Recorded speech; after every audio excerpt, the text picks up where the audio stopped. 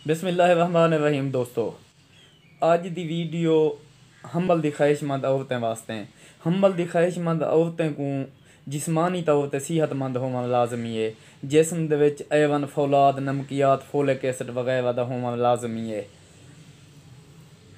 Humble दी ख्वाहिशमंद औरतां 28 दिन दे period दे बाद मैंसेस दे डें छोड़ के अगला हफ्ता औरत ते मर्द को डेली दी सूरत मिलाप करना चाहिए, क्योंकि इन दौरान हंबल दे ज़्यादा कने ज़्यादा ठहरन दे चांस होने।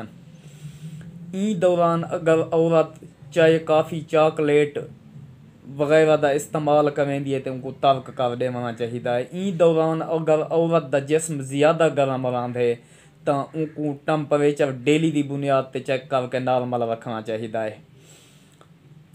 अगर इंदे बावजूद भी हंबल नहीं ठहरदा तो वल इंदी कोई बई वजह थी सकती है, जिंदे विच औरत के पेट च रसोली, औरत के जरासीम कमज़ोर, औरत को दे पेट च सोजिश या वर्मा, औरत को कसरत लकोरिया या कोई यवकान की शिकायत। इवें मर्द का कोई मसला थी सकते, मर्द की जरासीम कमज़ोर, मर्द को जरियान धात दा होवन, या जो है कोई बई वजह। अगर इंदे बावजूद हंबल नहीं ठहरदा तो मुफ्त मशवरा कर सकते वे, साढ़े नाल भी कर सकते वे, साढ़े WhatsApp ते रबता कर सकते वे, क्लिनिक ते आ सकते वे, या कहीं अपने मुआलज नाल मशवरा कर सकते वे। हंबल ना ठहरन की वजह भई जी होवे हूँ दा सही तरीके नाल सही इलाज किया वजे।